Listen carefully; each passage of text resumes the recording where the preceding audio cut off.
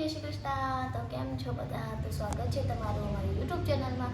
તો જો સવારમાં આજે ફરીથી અમે નાસ્તો કરવા બેસી ગયા છે। નાસ્તાની શરૂઆત થઈ ગઈ છે। તો જો નાસ્તો લીધું છે। આજે ફ્રીજમાંથી જે થોડું બધું હતું એ લઈ લીધું છે। ચા, દૂધ, રૂસાનભાઈ રેડી છે।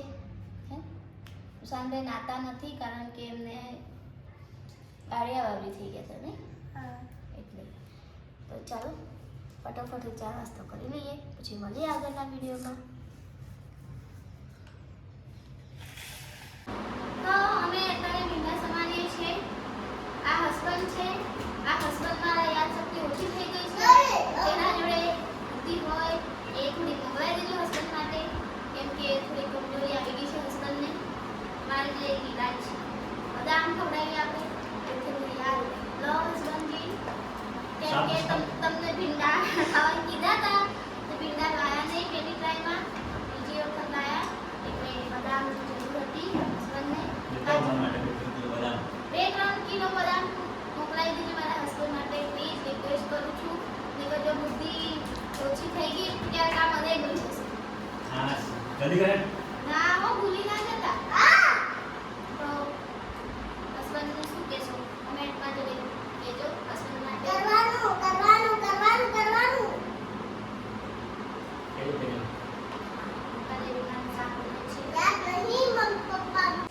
તો અહીંયા ચાલે છે મેચ અમિતભાઈ અને રૂશાન વચ્ચે।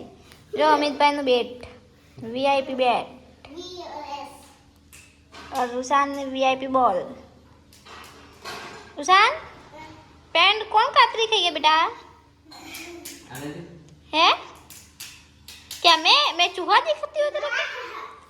तो रुसान ने पेंट को कातरी गई लागे, जो कातरेલું પેન્ટ પહેર્યું છે।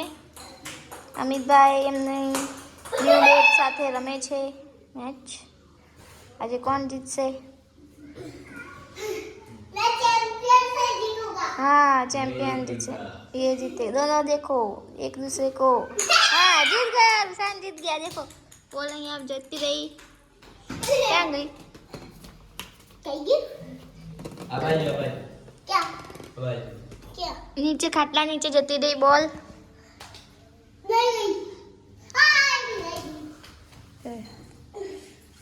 तो અમિતભાઈ અને રૂસાન બંને શું કે મેચ રમીને થાકી ગયા એટલે હવે જમી લઈએ।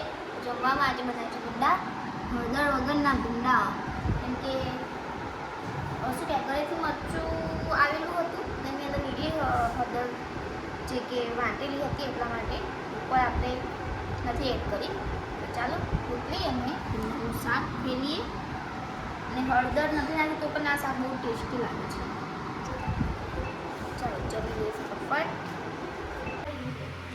તો ઊંઘીને ઉઠ્યા છે, વાગ્યા છે 5:30 અને લઈને બેસી ગયા છે ટોપલી લઈને। કંઈક શું છે? ચણા શેકેલા ચણા છે, ખજૂર ને ભાઈ બંને અરુશાન કંઈક બ્લોક રમે છે। તો ચલો ફટાફટ ચણા બણા ખાઈએ, મળીએ થોડી વાર રહીને। તો આપણે સેવ ટામેટા મતલબ ગાંઠિયા ને ટામેટાનું શાક, ભાવનગરી ગાંઠિયા ટામેટા। ઓકે, તો તેલ મૂકી દીધું છે મસ્ત ગરમ થાય એટલે પછી જો ડુંગળી લીધી છે, લસણ બનાવું છું આપણે ગાંઠિયા અને ટામેટાનું શાક। હવે નાખીએ થોડું દહીં,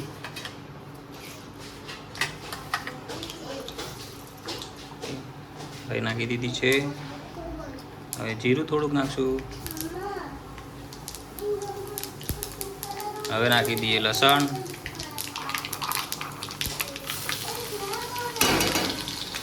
ઓકે। હવે લસણ થઈ જાય એટલે પછી ડુંગળી નાખશું। તો ડુંગળી નાખી દીધી છે, હવે ડુંગળી થોડી ચડી જાય એટલે પછી મસાલો નાખશું। તો આપણી ડુંગળી મસ્ત થઈ ગઈ છે, એકદમ કલર ચેન્જ। હવે થોડીક હળદર નાખી દઈએ,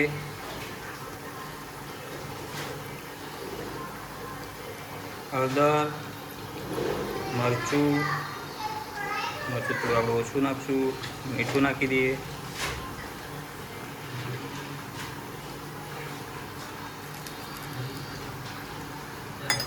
હવે થોડુંક એને ફ્રાય કરી લઈએ. સરસ. ગરમ મસાલો આપણે નથી નાખવાના, ખાલી દાણા જીરું પાવડર નાખશું.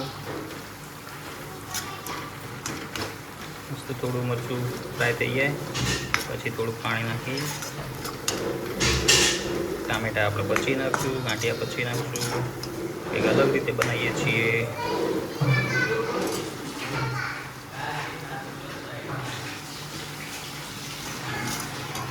જુઓ આપણે થોડું પાણી નાખ્યું છે આમાં. હવે આવું મસ્ત ગ્રેવી જેવું થઈ ગયું છે. આમાં આપણે નાખી દઈએ ટામેટા. ઓકે, હવે સારી રીતે એને ફેરવી લઈએ. તો આવું થઈ ગયું છે શાક. આપણે આમાં થોડું ધાણા જીરું એડ કરી દઈએ.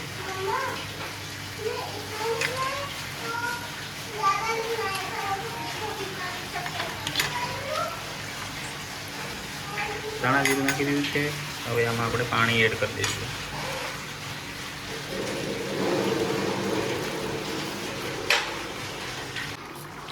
તો આપણા ટામેટા મસ્ત ચડી ગયા છે. હવે આપણે આમાં ગાંઠિયા નાખી દઈએ. એટલા ગાંઠિયા લીધા છે, ભાવનગરી ગાંઠિયા. ઓકે, મસ્ત ગાંઠિયા થોડી વાર ચડવા દઈએ. ચડી જાય એટલે પછી દાણા નાખીને ગેસ બંધ કરી દઈશું. ઓકે, ચલો મળીએ પછી. તો ફાઇનલી આપણું ગાંઠિયા અને ટામેટાનું શાક બની ગયું છે. હવે એની ઉપર દાણા નાખી દઈએ.